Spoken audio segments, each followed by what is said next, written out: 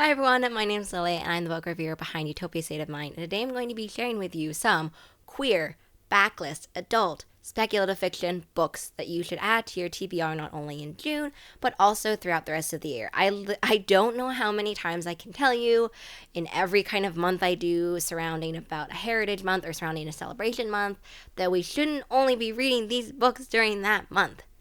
Shouldn't only be reading these books during that month. I just want to reiterate that. I feel like if you've been following me for a while, you will have gotten tired of me saying that. Very sorry. Anyway, let's jump into it. I have these books that I want to chat about today right here.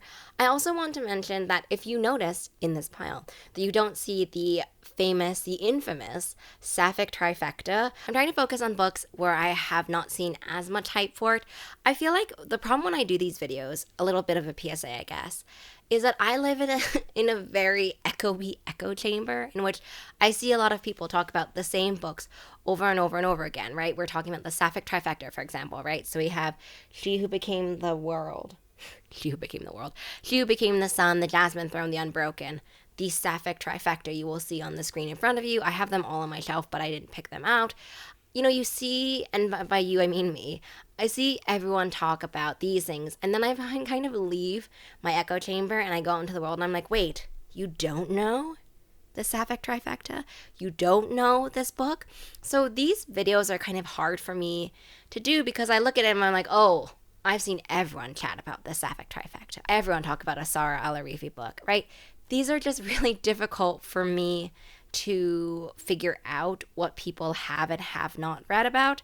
So you know what? For the purposes of my PSA, I will pull out the Sapphic Trifecta and you will see them on your screen. I swear, book reorganization should be its own exercise. Like the amount of sweat I just exerted from my body to pull out these three beautiful books. I'm just saying. This is the Sapphic Trifecta. This is the Sapphic Trifecta. If you didn't know about it, it is She Who Became the Sun, the Jasmine Throne, and the Unbroken. Basically, these all came out around a similar time period. They all feature sapphic romantic subplots. And also, they all had very similar color cover schemes or color palettes that also helped the trifecta. The sequels, He Who Drowned the World, the Jasmine Throne, the Oleander Sword, and the Faithless also have all similar kind of color palettes to their covers. So I swear the trifecta is going strong, except for the fact that She Who Became the Sun is a duology, so it won't be joining the third similar color palette. But anyway, She Who Became the World is a fantastic kind of stolen identity story. Our main character takes on the identity of the eighth born son and then becomes kind of a military strategist and lives that life. So in that sense, it has like similar vibes, I guess, to Mulan, but it is a fabulous story. If you I don't know if I want to necessarily spoil the joy of finding out the infamous scene in She Who Became the Sun, but it's fantastic, this story, this duology, and it's a lot about power, it's about leadership, and a lot about, you know, characters that are overlooked. Characters that are overlooked by society and the idea of like what the limits of their expectations and the limit of their potential are. The next one in it is the Jasmine Throne, which it also features a romantic subplot that is sapphic. That's why they're part of the Sapphic Trifecta. The Jasmine Throne is a ton about empire, a ton about power. This one, it's not like, okay, it's not enemies to lovers in the same vibe as like the Unbroken, but this one definitely features kind of power and class dynamics in terms of what kind of decisions we can make based on who we are in society. A vengeful princess who seems very much like a princess would have a lot of power, but she is actually kind of held hostage basically by her brother who wants to depose her from the throne, and a maidservant in that complex. So that is what the Jasmine Throne is about. I cannot wait for the third one, which actually just got a title / cover reveal, I feel like. So excited for that one. The next one is The Unbroken, which I talked already a little bit about, which is the fact that it is a enemies to romance, enemies to lovers kind of story. Every empire, it has a lot to do with colonialism, a lot to do with empire. Basically, one of the main characters is a soldier who, from when she was a child, was kind of taught to be the best soldier. But then she's sent back to her homeland to stop a rebellion, basically against a rebellion of rebels against the colonial empire that she also works for. The other main character is trying to win back the throne. So they obviously have a huge power differential. And so I've really loved seeing their relationship, and specifically in the sequel, The Faithless. How do I describe this? How their powers evolve and how their powers and who they are change a bit. That's what I'll say. Anyway, I really, really enjoyed The Faithless, and I wanted to mention that. So now we've talked about the Sapphic Trifecta. I'm going to put this back. I want to go on to the next one, which I found actually when I was reorganizing my books. It is The City of Dusk by Tara Sim. The City of Dusk is the first in a trilogy. Book 1 and Book 2 are out. Book 3 is not out yet. This is like, I don't even know how to describe what happened in this one, because there were so many things that happened in the sequel. So I'm just going to go here. There are basically 4 realms. There are 4 noble houses. Each noble house has kind of different magical powers. They all have different heirs. There's necromancy, there's elementalist, there's shadow wielding, and there's like light magic. And they're all trying to figure out, the 4 noble houses be noblin. They be, trying to get power. There's betrayals. There's kind of power and politics dynamics.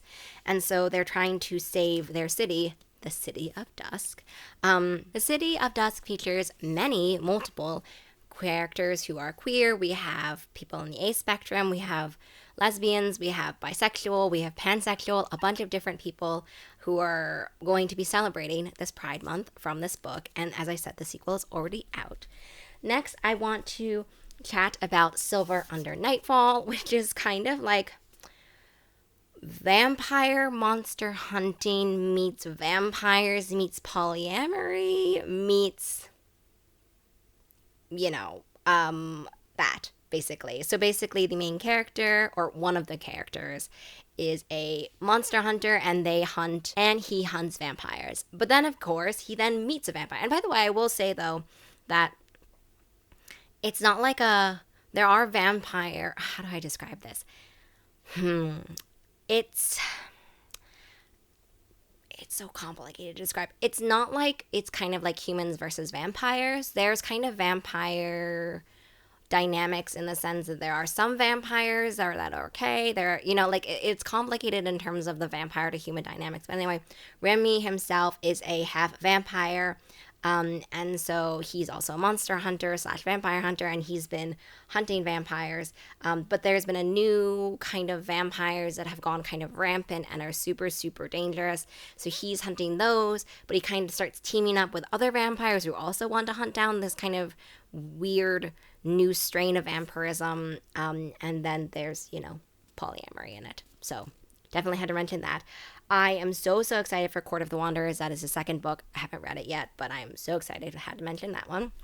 The next one, Days of Golden Iron, is queer. It features a gay relationship, and it is a book that is a slow burn romance as well. It made me so, so tender. Basically, of all of these, I think this one, the line between romance and fantasy is a lot more blurred in terms of kind of which genres you're looking at as the primary genre, as in what it would be shelved under, for example, in a bookstore. And in this one, there's a prince, and then there is a bodyguard. That is the premise of A Taste of Golden Iron, and it is so, so sweet. My heart melted when I was reading A Taste of Golden Iron. Similarly, I wanted to mention Winter's Orbit, which is an adult sci-fi, which also features a gay relationship and sci-fi. There's obviously politics, there's space, and there's princes. So basically, it's also an arranged marriage. You have an arranged marriage who is a widow of the prince, the former prince. The prince is dead, so it's not. They are a former prince, but they're dead, and that's why they're a widower. And then they're rushed into an arranged marriage with an aristocrat. So it's not only that kind of dynamic, but there's a ton of politics, a ton of what's happening, why is this happening kind of things. There's spaceships. Had to mention Winter's Orbit. I also wanted to mention The Red Scholar's Wake, which features a sapphic romantic subplot, but it's basically about pirates. There's also, was it an AI? Basically, one of the characters is a bot maker and a scavenger in terms of kind of, I think about like space pirates. And then she's sort of captured by one of the leaders of the pirate fleets. And then the second character is actually a sentient ship. So it's a little bit different in terms of their romantic opportunities, is how I'll say that. Their relationship is definitely one that I wanted to mention as well, speaking of adult science fiction. The next one is in another adult science fiction. This one's set on Earth, though, but there are space entities. There are space entities, but it's a sci-fi in the sense that it's definitely speculative fiction, because not only did a character make a deal with the demon to become a violin prodigy, at the other one, there is kind of someone who's trying to escape from intergalactic forces and takes refuge on Earth and wants to open a donut shop. There's a transgender main character. There's also a queer romance in this as well. If I'm not mistaken, I think it's like a sapphic queer romance subplot. As in here, it just says queer alien courtship over fresh made donuts. So that's all you really need to know. This is one of my favorite speculative fiction genre mashup books that also takes place on Earth and also has donuts and violin and demons and spaceships. Like, it just has everything in it that I love and want. The next one is A Marvelous Light. This, actually, it's A Marvelous Light. There's 3 books in the series, and they're all out. Oh, no. I've actually never opened this book, because I read an art copy. But anyway, there's A Marvelous Light, A Restless Truth, and I honestly cannot remember the names of the other 2, but they will be on the screen. But it is all about kind of they're all feature queer characters. They are all kind of a historical fiction fantasy. They have... In A Marvelous Light, a lot of it is actually about string magic. Magic with string, like literal strings. But later they talk a little bit more about the kind of the magic. And in this one at least, which is the first one, there's like a magical secret society. And so one of the characters kind of is coming to terms with the new found magical secret society that he finally figures out about. And the other one is kind of part of a magical family. And they talk about a lot of kind of land magic and, as I said, string magic. The other ones in the series, the second one takes place on a cruise ship or like a boat ship. Has Titanic vibes, also kind of a locked room mystery in the sense that there is a mystery on the ship, there's thieving on the ship, and then the third one kind of ties it all together and reunites the characters from book 1 and book 2 into book 3. The next one is The Final Strife by Sarah Al-Arifi. I love this book so much. The trilogy is coming out this year, as in the ending part of the trilogy, The Ending Fire. It's The Final Strife, The Battle Drum, and I think The Ending Fire is the third one. The Final Strife is the first one. I have, I think, 2, maybe 3 copies of The Final Strife and The Battle Drum. Like, I have a lot of copies because this is the UK Waterstones edition. I also love the original US cover art. Here you will see it. This one features a sapphic romance subplot, and in this one, it has also a similar kind of about empire. And this one has, in this book, everyone who has different color blood, and by the color of your blood, you have kind of different classes of society and also different abilities, different opportunities that are afforded to you. So in the first one, I'm reading the thing because since I read the second one, I don't want to spoil anything by accident. So basically, one of the main characters wants to win a trial that means that they would become a future leader of the wardens. So they have different wardens. In this case, they have wardens of strength, knowledge, truth, and duty. And so there's a trial to kind of become the leader of that one. And so one of the characters wants to win the trial. And so that is kind of the jumping off point for The Final Strife. Talks a lot about kind of who's in power and why, and should they be in power, basically, in The Final Strife. And those are all the books, not even all the books. So they're just some of the books I decided to pull off the shelves for this book video today to share with you. Since we're at the end of the video, I just want to again reiterate the fact that there's a lot of books here. Don't think you need to read them all in June. You should be reading queer books all year round. That's what I want to end this video on. Please let me know what some of your favorites were from the books that I talked about, and also future recommendations. I would love more recommendations of queer adult speculative fiction books. I feel like there are some holes still in my reading in terms of different types of identities under the queer pride umbrella, so I definitely would like to help diversify my own reading and address some of the spots in which I could do a lot better as a reader, and specifically also as a reviewer and like someone who recommends books, basically. So definitely let me know if you have recommendations below. Let me know if you've loved and enjoyed some of the books that I've talked about today. And I hope you enjoy the rest of your reading day, week, Pride Month, and 2024 year. Bye. Hi everyone, my name's Lily, and I am the book reviewer behind Utopia State of Mind, and today I'm going to be sharing with you some Backlist queer adult